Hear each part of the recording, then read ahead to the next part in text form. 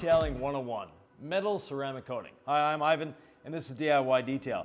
Today we have this polished aluminum wheel, and we're going to be applying a ceramic coating to it. Now, what does a metal ceramic coating go on? It goes on bare metal. In this case, we have polished aluminum.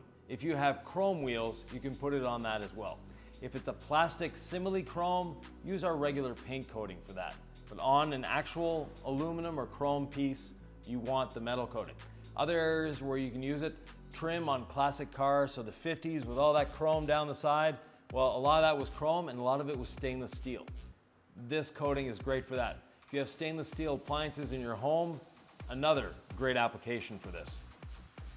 We're going to put it on our applicator pad, and this goes on like just about any other ceramic coating, meaning we need to be methodical. We need to make sure we're getting it everywhere on the surface and putting enough on.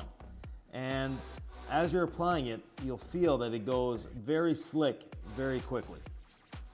Once you have that slickness in place, you just keep going around and being very methodical, because on a polished aluminum wheel like this, you actually don't see the coating going on the surface. Now, if you're saying, if you don't see the coating, why are we putting it on? Polished aluminum oxidizes roughly about 1 second after you stop polishing. So as soon as you stop polishing, it starts oxidizing. The coating is going to slow that oxidization down and keep you with a nice polished wheel for a much longer time.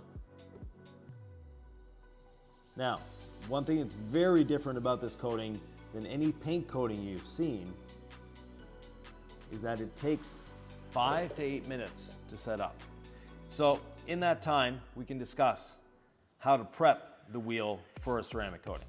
The way we're going to prep this is we polished it. Once it's polished, we use panel prep to remove the polish residue. And you want to make sure that your wheel has no more polish residue on it. And I just saw I had a bit of a run there, so I'm just going to spread it around.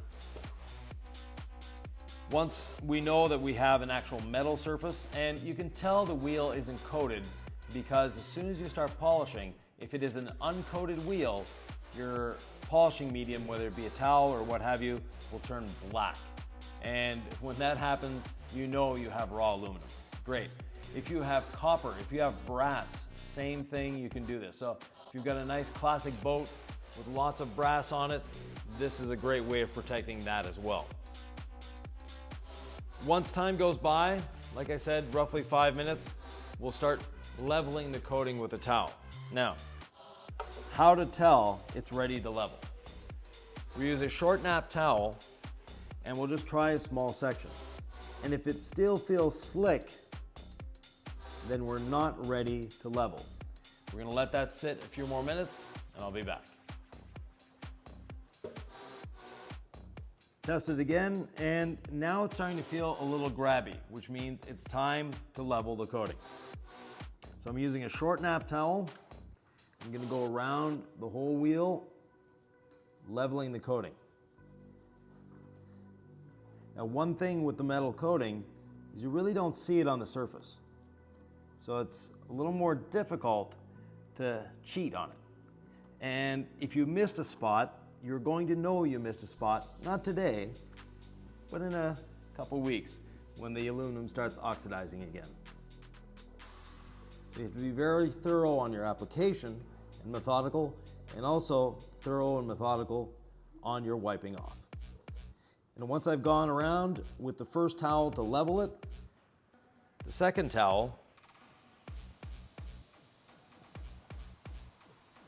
I get a much slicker finish, more what we're used to when we're working with a ceramic coating. There we have it, a polished, protected aluminum wheel. If you have any questions, comments, thoughts, or ideas, please leave them below and join us in the next Detailing 101.